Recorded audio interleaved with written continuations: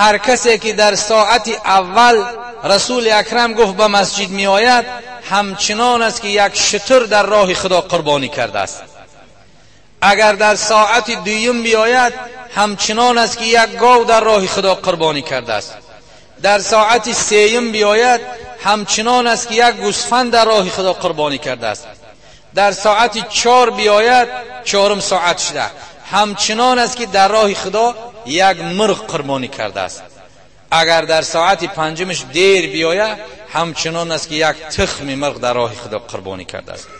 وقتی که امام به منبر برآمد، امام جمعه و خطبه خواندن سر کرد، فرشته ها در نزد در ایستادگی همه دیله ها و دفترها را میپوشند. تمام دیگه فضل درجه تمام شد.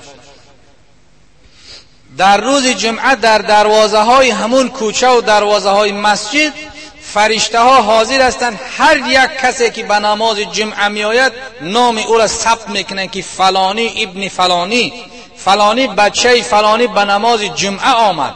همه این را نام نویس میکنند، به نزد پروردگار جل جلاله میبرند.